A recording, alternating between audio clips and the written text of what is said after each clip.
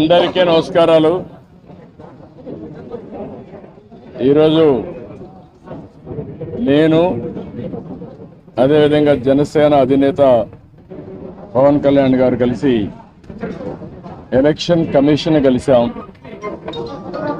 అన్ని విషయాలు కూడా చాలా స్పష్టంగా వారికి ఎక్స్ప్లెయిన్ చేశాం. నా సుదీర్ఘ రాజకీయ చరిత్రలో కానీ పవన్ కళ్యాణ్ గారు కూడా రాజకీయాల్లోకి రావడమే కాకుండా రాజకీయాలను వాచ్ చేస్తూ ఉండడం కానీ ఇవన్నీ చూసిన తర్వాత ఎప్పుడూ జరగనటువంటి అరాచకాలు జరుగుతున్నాయి. ప్రజాస్వామ్యాన్ని అపహాస్యం చేసే పరిస్థితికి వస్తున్నారు.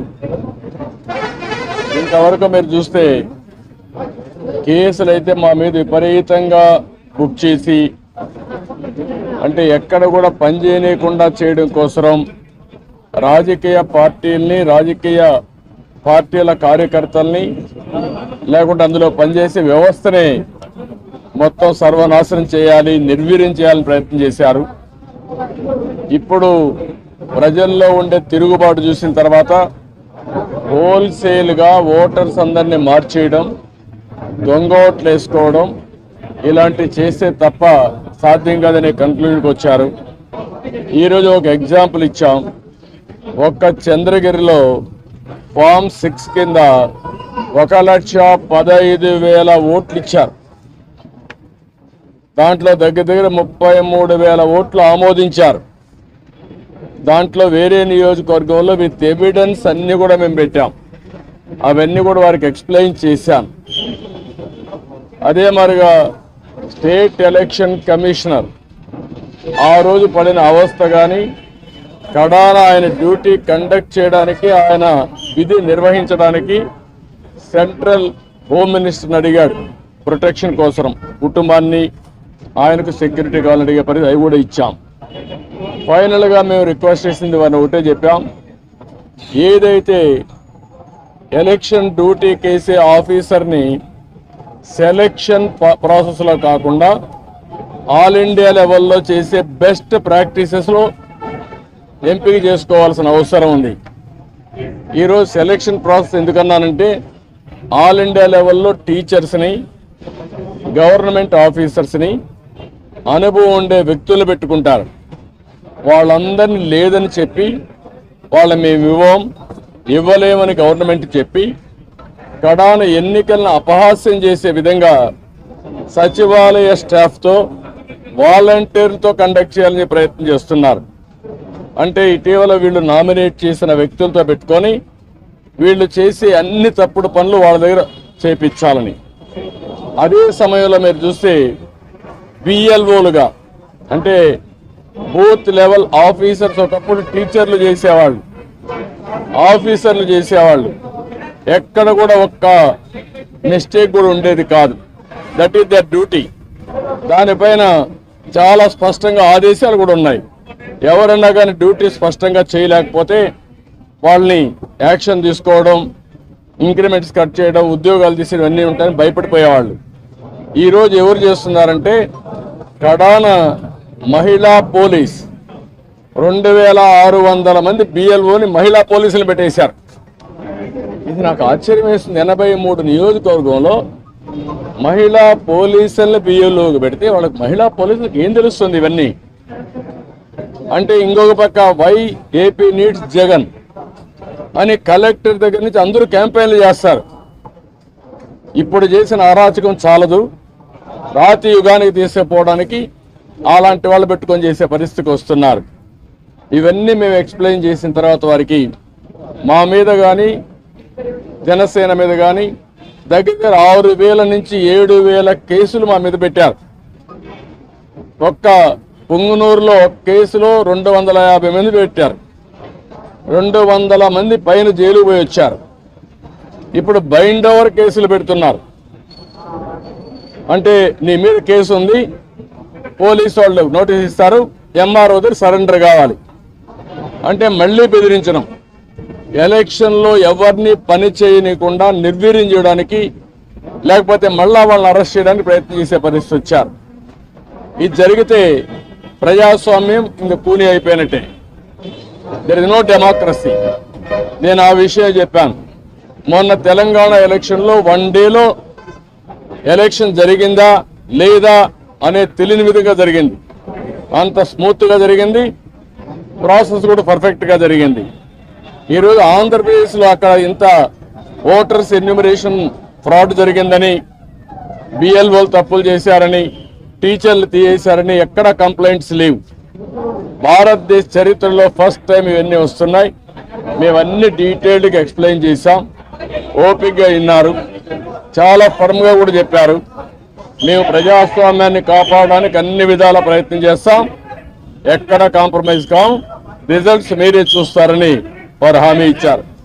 వారు ఇచ్చిన హామీతో నేను ఒకటే అనుకుంటున్నాను, ఎలక్షన్ కమిషన్ అవసరమైతే సెంట్రల్ పోలీస్ అబ్జర్వర్స్ను పంపించాలి, సెపరేట్ సెల్ పెట్టాలి.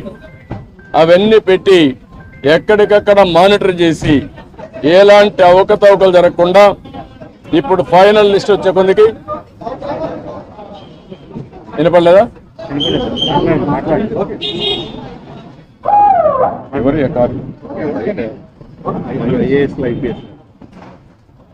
ఎప్పటికప్పుడు మానిటర్ చేయాల్సిన అవసరం ఉంది.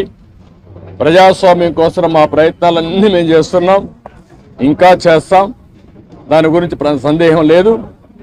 ఒక్క ఓటు దొంగ ఓటున్న ఎలక్షన్ కమిషన్ దృష్టికి ఎప్పటికప్పుడు తీసుకుపోవడమే కాకుండా వీళ్ళు చేసే ప్రతి ఒక్క తప్పుడు పనిని మేము ప్రతిఘటిస్తాం, ప్రజాస్వామ్యాన్ని పరిరక్షించుకుంటాం. అదే సమయంలో ఎవరిని వదిలిపెట్టాం. కడాన కోర్టు కూడా వెళ్ళి తప్పు చేస్తే మాత్రం శిక్ష పడే వరకు ముందుకు పోతామని చెప్పి విజ్ఞప్తి చేస్తున్నా. We are confident. ఎలక్షన్ కమిషన్ అయితే పేషెంట్గా వినడమే కాకుండా వారు 5 కోట్ల మంది కంటే 4 కోట్ల ఓటర్స్ ఉన్నారు, వారందరికీ ఒక భరోసా ఇచ్చినట్టు వాళ్ళు భరోసా ఇచ్చారు. అది అమలవుతుందనే ఆశాభావంతో ముందుకు పోతున్నాం. తెలంగాణలో వేసిన ఓటర్లు చాలా మంది ఏపీలో కూడా ఓటు నమోదు చేస్తున్నారు, రీఎంట్రీ ఓట్లు ఎక్కువ ఉన్నాయని వైసీపీ. నేనేమంటానంటే మీరు ఎన్నెన్నో ఆరోపణ చేయండి, వాడు ఓటేసినప్పుడు వాళ్ళకి నోటీస్ ఇచ్చి పర్ఫెక్ట్గా చేయాలి తప్ప మీరెవరు డిలీట్ చేయడానికి? ఎలక్షన్ కమిషన్ చేయాల్సిన పని, ఎలక్షన్ ఆఫీసర్లు చేయాల్సిన పని నువ్వు చేయడానికి. నువ్వు కంప్లైంట్ ఇస్తావు, ఇచ్చిన తర్వాత వాళ్ళు వెరిఫై చేయాలి. ఒకవేళ ఇక్కడి నుంచి వేరే ప్రాంతానికి పోయారు, అక్కడ ఓటేయరు అంటే ఓటు ఇవ్వవా నువ్వు? అమెరికాకి వెళ్ళారు, అమెరికా నుంచి వచ్చి ఓటేస్తారు. వాడి యొక్క జన్మభూమి పైన, ఈ రాష్ట్రం పైన వాళ్ళకుండే ప్రేమ, ఈ రాష్ట్రంలో పుట్టిన వాళ్ళు. అంతేగాని నువ్వు కర్ణాటకకు పోయావు, నువ్వు ఓటేయడానికి వీల్లేదు, నువ్వు ఉపాధి కల్పిస్తే ఇక్కడే ఉంటారు, అవకాశాలు కల్పిస్తే ఇక్కడే ఉండేవాళ్ళు. ఎందుకు పోయారు? అవకాశాలు లేకుండా పోయారు. అలాంటి వాళ్ళకి మేము ఓటు ఇవ్వమంటే కరెక్ట్ కాదు, అది వెరిఫై చేసుకోవాలి. అక్కడ వేయకుండా ఇక్కడ వేస్తే ఎలాంటి తప్పులు.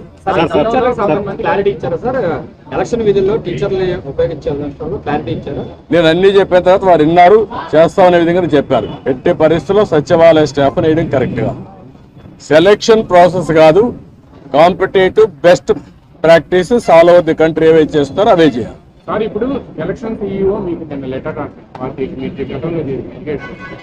దాని మీద మీరు సాటిస్ఫై అయ్యారా? లేదు, దాని మీద కూడా మేము చెప్పాము, నిన్నే పంపించారు, మేము వెరిఫై చేసుకున్నాం, మళ్ళీ మీ దృష్టి తీసుకొస్తామని చెప్పి. కొంతమంది కలెక్టర్ల మీద మీరు ఢిల్లీ వెళ్ళినప్పుడు కంప్లైంట్ చేస్తారు, ఇప్పుడు దాని మీద మళ్ళీ ఎంతవరకు యాక్షన్స్ లేవు అని పార్టీని ఏం చేయబోతున్నారు? ఈ రోజు కూడా మళ్ళీ మేము చెప్పాం, ప్రతి ఒక్క ఆఫీసర్ పైన మేము స్పెసిఫిక్ ఎవిడెన్స్ ఇచ్చాం, దానిపైన లాజికల్ గా యాక్షన్ తీసుకోవాలి, క్రిమినల్ ప్రాసిక్యూషన్ కూడా చేయాలి.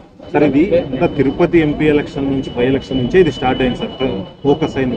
కానీ 2 years అయినా దీని మీద అవి కూడా ఇచ్చాం. మరి తిరుపతి బై ఎలక్షన్ లో జరిగింది, గ్రాడ్యుయేట్స్ కాన్స్టిట్యున్సీ ఎలక్షన్ లో జరిగింది, 2019 జరిగాయి. జరిగిన తర్వాత మీరు యాక్షన్ తీసుకోలేదు కాబట్టి వీళ్ళు ఏమీ కాదని ధైర్యంతో ఉన్నారు. నేను ఈ విషయం కూడా అది చెప్పింది, ఎలక్షన్ కమిషన్ అనేది ప్రాసిక్యూట్ చేయడానికి కూడా మీకు అధికారం ఉంది. ఇమ్మీడియట్ గా మీరు అవన్నీ చేస్తే భయపడతారు. మొత్తం 1,30,000 వచ్చింది ఫామ్ 7 కానీ, బట్ దాంట్లో 20 యాక్సెప్ట్ చేశారంటే, బట్ మిగతా వాటికి సంబంధించి ఈ రోజు వరకు యాక్షన్ లేదు అని చెప్పి అక్కడ నాని వాళ్ళు అమర్చారు. దాని మీద ఏమైనా ఆ విషయం కూడా వారికి చెప్పాను. ఆయన అరెస్ట్ చేశారు. ఎవరైతే ఓటర్స్ బోగస్ ఉన్నాయని చెప్పి ఎక్కడికక్కడ పోరాడుతూ ఉంటే అది కరెక్ట్ చేయకుండా అతను అరెస్ట్ చేయడం అనేది ఎక్కడికి పోతానని చెప్పి అడిగాను. ఆ డీటెయిల్స్ కూడా వారికి ఇచ్చాం. ఆ రిప్రజెంటేషన్ నాకు వచ్చింది. వెరిఫికేషన్తో సహా మొత్తం డీటెయిల్స్ ఇచ్చాం. ఏ ఓటు ఎక్కడ వెరిఫై చేశారు, డూప్లికేషన్స్ ఎక్కడున్నాయి, సర్నేములు కానీ ఇవన్నీ, ఫోటోలు ఎక్కడున్నాయి, వేరే కాన్స్టిట్యూన్సీలు ఎక్కడున్నారు, ఆ డీటెయిల్స్ అని వారికి హ్యాండ్ ఓవర్ చేయడం. సార్, మీరు గతంలో సీఈఓ గారికి 8 జిల్లాల కలెక్టర్లు కూడా సహకరిస్తున్నారు ప్రభుత్వానికి అని ఫిర్యాదు ఇచ్చారు. దాని మీద ఏమైనా యాక్షన్ తీసుకున్నారో ఏమైనా గైడెన్స్ ఇచ్చారా? వారు చెప్పింది ఏంటంటే మేము ఇంతవరకు కొన్ని యాక్షన్స్ తీసుకున్నాం, మళ్ళీ మీకు కమ్యూనికేట్ చేశాం. మళ్ళీ మీకు ఏదైనా గ్రీవెన్స్ ఉంటే మేము చెప్పాము, మళ్ళీ ఎప్పుడెప్పుడు చెప్తామంటే నిన్నే ఇచ్చారు కాబట్టి మీరు చూసి చెప్పన్నారు. డెఫినెట్గా మళ్ళా కంప్లైంట్ చేస్తాను. నేను ఒకటే చెప్పాను, ఆల్ ఆఫీసర్స్ బెదిరింపులు భయభ్రాంతులు చేస్తున్నారు. ఒక చీఫ్ సెక్రటరీ ర్యాంక్ ఆఫీసరే ఎలక్షన్ కమిషనర్గా ఉంటే కేంద్ర ప్రభుత్వాన్ని ప్రొటెక్షన్ అడిగే పరిస్థితికి వచ్చాడు. అదే ఎగ్జాంపుల్ వారికి చెప్పాను. ఇప్పుడు ప్రతి ఒక్క ఆఫీసర్ మీద, అది కలెక్టర్ కావచ్చు, ఎస్పీ కావచ్చు, కింద ఆఫీసర్లు కావచ్చు, బెదిరించడం, బ్లాక్మెయిల్ చేయడం, ఒకవేళ కానీ వినకపోతే కేసులు పెట్టడం, అరెస్ట్ చేస్తాం, థ్రెటన్ చేయడం, ఇవే జరుగుతున్నాయి. ఇలాంటి జరిగినప్పుడు మీరు ఫర్మ్గా ఉంటే తప్ప ఇక్కడ ఫెయిర్ ఎలక్షన్ జరగవని చాలా స్పష్టంగా చెప్పారు. సార్, అసలు టైం సరిపోతుంది అంటారు. అంటే చర్యలు తీసుకోవడానికి ఇంకా ఎక్కువ రోజులు 2 months ఉంది కదా. 12 months ఉంది. అసలు వీళ్ళు తీసుకునే అవకాశం ఉందంటారా? అంటే మీరు ఒకటి గుర్తుపెట్టుకోవాలి, ఎలక్షన్లు 2 నెలలే ఉంది. ఎలక్షన్ ప్రాసెస్ స్టార్ట్ అయిపోయింది, ఎన్యూమరేషన్ అయిపోయింది, ఓటర్స్ వెరిఫికేషన్ అయిపోయింది. ఆ డేట్ కూడా ఈ నెల 24వ తారీఖు డేట్ కూడా ఇచ్చేశారు. ఇవన్నీ అయినాయి. కానీ ఫర్మ్గా ప్రతి ఒక్కటి ఎలక్షన్ కమిషన్ కానీ అనుకోకపోతే ఇంకా స్లిప్ అయ్యే అవకాశం ఉంది. టైం ఇంకా మీకు తిరిగి రాదు. Election day is decided, polling day is decided, counting day కూడా డిసైడ్ అయిపోతుంది 2-3 రోజుల్లో. అది కాదు ఇక్కడ ఇష్యూ. వీళ్ళెంత ఫర్మ్గా ఇప్పుడు ఇంతవరకు చేసిన ప్రాసెస్ ఎట్లుందో చూడడానికి వచ్చారు. ప్రిపేర్డ్నెస్, ఆ ప్రిపేర్డ్నెస్లో ఏం చేయబోతున్నారో, ఏం జరిగిందో అన్నీ మేము మా యొక్క అబ్జర్వేషన్స్ కానీ, మాకుండే బాధలు కానీ, ఇక్కడ జరిగిన విషయాలు కానీ చాలా స్పష్టంగా వారికి ఎక్స్ప్లెయిన్ చేశాం. Now it is the duty of the election commission to conduct free and fair pole. నేను అది కూడా చెప్పాను. ఒకప్పుడు ఎలక్షన్ కమిషన్ లేనప్పుడు కూడా నేను ఎన్నికల్లో పోటీ చేశాను. తర్వాత ఎలక్షన్ కమిషన్లు రాజ్యాంగబద్ధంగా వచ్చాయి. అప్పుడు కూడా ఇంత ఘోరాలు జరగలేదు. అందరికీ నా హృదయపూర్వక నమస్కారాలు. ఫస్ట్ టైం చాలా కాలం తర్వాత ఫుల్ ఎలక్షన్ కమిషన్ రావడం, దాని తాలూకు సీరియస్నెస్ తెలియజేస్తూ ఉంది. ముఖ్యంగా ఆంధ్రప్రదేశ్ ఎన్నికలు చాలా ప్రజాస్వామ్యబద్ధంగా జరగాలి అని కేంద్రం ఎన్నికల సంఘం మన నిర్ణయం తీసుకున్నందువల్లే ఈ రోజున ఫుల్ ఎలక్షన్ కమిషన్ ఆంధ్రప్రదేశ్ విజయవాడలో రావడం జరిగింది. చంద్రబాబు గారు తెలుగుదేశం పార్టీ నుంచి 3 సార్లు ముఖ్యమంత్రిగా పనిచేశారు, ప్రతిపక్ష నాయకులుగా ఉన్నారు. ఆయన సుదీర్ఘమైన అనుభవంలో కూడా నేను ఎన్నిసార్లు ముఖ్యమంత్రిగా ఉన్నప్పుడు కూడా ఎలా జరిగినాయని చాలా బాగా వివరించారు. ఎంత ఫెయిర్ ఎలక్షన్ జరగడానికి ఆయన సాయశక్తులు ఎలా కృషి చేశారో చెప్పారు. జనసేన తరపు అలాగే వైసీపీ ఏమేం చేసింది ఇప్పుడు దాకా, దొంగ ఓట్లు ఎలా రిజిస్టర్ చేశారు, ఆ చంద్రగిరి ఇందాక మీరు చెప్పినట్టు చంద్రగిరిలో దాదాపు 1,00,000 పైచిలుకు ఓట్లు దొంగ ఓట్లు నమోదు చేస్తే దాదాపు దాంట్లో 1/4 ఆల్మోస్ట్ దాన్ని యాక్సెప్ట్ చేశారు. ఇలా ప్రతి చోట, ప్రతి నియోజకవర్గంలో, ప్రతి బూత్లో ఏ స్థాయిలో దొంగ ఓట్లు నమోదవుతున్నాయి, ఎలా తీసేయాలి, వీటి మీద చాలా స్పష్టంగా వివరించారు. జనసేన తరపు నుంచి నేను ప్రత్యేకంగా వివరించింది ఎలక్షన్ కమిషన్కి, వైసీపీ ప్రభుత్వం వచ్చినప్పటి నుంచి లా అండ్ ఆర్డర్ కంప్లీట్గా దిగజారిపోయింది.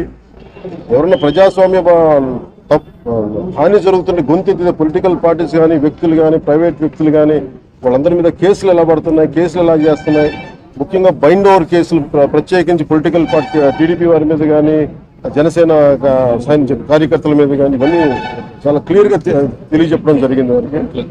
అలాగే పోలీసు అధికారులని ఇప్పుడు సడన్గా మారుస్తూ ఉన్నారు. లాస్ట్ 2 నెలలుగా మార్చేస్తూ ఉన్నారు. మళ్ళీ ఎన్నికలు సంఘం వచ్చేటప్పటికి మళ్ళీ వాళ్ళకి కావాల్సిన అధికారం తిరిగి అక్కడ వేయించుకునేలాగా తీసుకొచ్చిన ప్రణాళికలు చేస్తాం, అది కూడా బలంగా తెలియజేస్తాం. అలాగే మహిళా కానిస్టేబుల్స్ ప్రత్యేకించి సంబంధం లేని చోట్ల వాళ్ళు దాదాపు 87 నియోజకవర్గాల్లో వాళ్ళు పెట్టారు, అది వాళ్ళు దూరం చేయమని ప్రత్యేకంగా ఆయన వివరించారు. నేను ఇంకోటి ప్రత్యేకించి నేను చెప్పింది ఏంటంటే వాలంటీర్స్ అనేది విలేజ్ సచివాలయం అనేది ప్రత్యేకించి అది యాంటీ కాన్స్టిట్యూషనల్ బాడీ. వాళ్ళని దయచేసి ఎన్నికల సమయంలో వాళ్ళని ఉపయోగించొద్దని చెప్పి ప్రత్యేకించి విన్నవించాం. అలాగే మేము కోరుకుంది ఏంటంటే మీరు కనుక సంపూర్ణంగా దీని వైపు చూడకపోతే, దీని పారదర్శకత కన్నా దీని ఎలక్షన్లు చేయకపోతే ఇక్కడ ప్రజాస్వామ్యం కూని అయిపోద్ది, ఇక్కడ హింస ఎక్కువైపోద్ది. అలాగే గత స్థానిక ఎన్నికల్లో కూడా ఏ స్థాయిలో కనీసం ఒక దళిత యువకుడు లాంటి ఒక కనీసం నామినేషన్ వేసే పరిస్థితుల్లో కూడా లేదు, అందరినీ చేశారని చెప్పి ప్రత్యేకించి అది వివరించాం. ఖచ్చితంగా వాళ్ళు ఒకటే ఎన్నికల ప్రధానాధికారి ఒకటే చెప్పారు, ఆయన CEO, మేము చాలా కట్టుబడి ఉన్నాం, ఫ్రీ అండ్ ఫెయిర్ ఎలక్షన్ జరిగేలా కట్టుబడి ఉన్నాం అని చెప్పి అంత భరోసాగా ఇప్పుడు మాట్లాడటం ఖచ్చితంగా ఇది కేంద్రం చాలా సీరియస్గా తీసుకున్న ఆంధ్రప్రదేశ్ ఎలక్షన్స్లోనే తెలియజేస్తూ ఉంది. ఈసారి ఫ్రీ అండ్ ఫెయిర్ ఎలక్షన్స్ ఉంటాయి, ప్రభుత్వాలు మారుతాయి అనే నేను మనస్ఫూర్తిగా నమ్ముతున్నాను. అలాగే ఈ పరిస్థితుల్లో కేంద్ర ఎన్నికల సంఘం ప్రధానాధికారులందరికీ కూడా ప్రత్యేక ధన్యవాదాలు తెలియజేసుకుంటున్నాను.